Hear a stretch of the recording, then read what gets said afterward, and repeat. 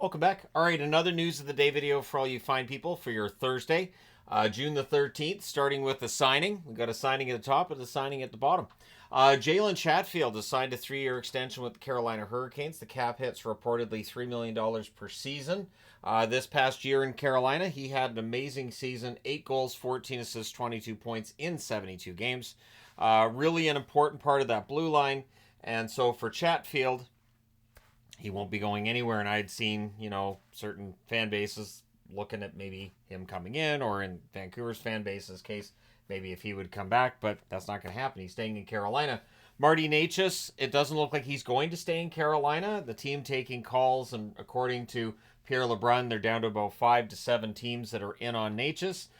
None of the offers that have been made so far being ones that Carolina can't say no to, because at this point he's still Carolina property. So the asking price may be high, but Necas is a good young forward who may very well, if he develops properly, become a point per game player on the regular in the NHL. So I understand why Carolina would have a high asking price, and also why there would be a lot of teams making the call. So we'll see when he gets traded or where. Let me know your thoughts and just predict, where do you think Necas ends up? So Steve Montador, and this is a name that's well known around hockey circles. He passed away in 2015. And after he passed away in 2015, they found that he had CTE. Now, CTE is basically an illness you get from repeated head trauma. And so Steve Montador's father filing a wrongful death lawsuit against the National Hockey League, saying they didn't do enough to keep his son healthy, and they didn't do enough to protect him, that he had 11 documented concussions in the National Hockey League, 4 concussions in a 12-week period in 2012. Now, the concussion protocols we have now were not in place back then. I don't think you're going to see another player ever play and get 4 concussions in 12 weeks, because the protocols in place should prevent that from taking place. Keep in mind the NHL settled a lawsuit a couple years ago regarding CTE. And so, as far as the NHL is concerned, that's a closed book for them. But for the Montador family, it is not. And for a lot of fans and for a lot of those who cover hockey, it's not either. So we'll see how things work out. The NHL is countering that he was informed of the risks and that doctors tried to talk him into understanding how serious this was. Again, the fact that he got a green light and was able to play is where I think this case is going to swing one way or the other. Does the National Hockey League have a certain role in protecting players that was missed here?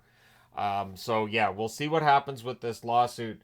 And again, whether or not the NHL brings up, hey, we already settled a class action on CTE, and we're good. But at any rate, again, this lawsuit's been coming for quite some time. Like I said, he passed away in 2015, 9 years ago, and now it's just set to go to trial on March 27th of next year.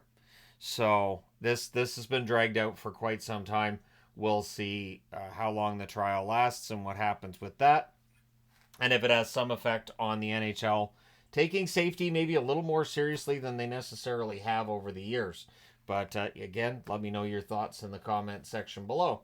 So, transitioning back to some news here from current hockey, and the Stanley Cup Final has been well watched in the U.S. Ratings are up 46% from last season through 2 games, and there's a lot of yammering about whether or not they should be higher and whether or not there should be more people watching. Yeah, I think a 46% improvement is good.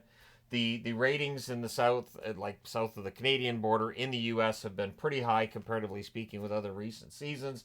And you don't expect hockey to just all of a sudden be like, a sport that's drawing 10 plus million eyeballs to the product every game. So the fact that there's some growth is good. The fact that we're going to get the NHL product into another market, that market being Utah, I think it's great. So we'll see if things keep trending in the right direction. I'm not surprised, because having Edmonton in the final will attract some interest, because you got McDavid and Draisaitl, 2 of the biggest names in the game. So yeah, we'll see what the ratings do the rest of the way. So there's been conflicting reports. Aesthetics came out and broke that the Minnesota Wild were going to go to North Stars colors from these colors. But Michael Russo, when contacting the Minnesota Wild, got a no to that they are not going to transition to Minnesota North Stars, the green and yellow, which they use for their third jersey. They've used it in both of the reverse retros. The idea that those reverse retros would become their home and away seems to be the rumor, and Minnesota is squashing that and saying no. The LA Kings, the Anaheim Ducks, have not tried to deny their upcoming change because it's definitely coming.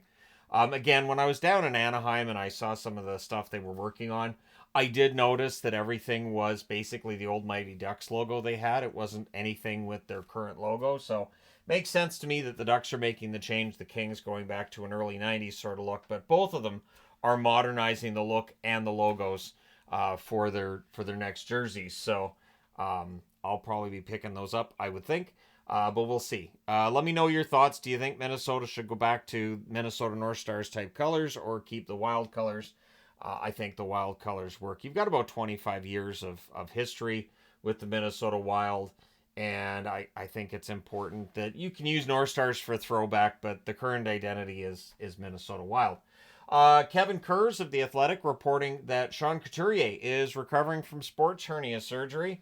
That can be a painful process, so all the best to Sean Couturier in his recovery from that. Couturier, of course, coming off of a rough year in Philadelphia. We'll see if his name ends up more in the trade market talks this summer as the summer rolls along. But at this point in time, I haven't seen anything. But again, it's still early in the offseason because we're not quite there yet because Stanley Cup Final's going on until about August the 4th, I think. Anyways, so Couturier recovering from sports hernia surgery. And again, we'll see if he ends up being if he stays in Philly or what happens there. Nick Ehlers, reportedly the Winnipeg Jets taking calls. Taking calls is the important thing to look at here.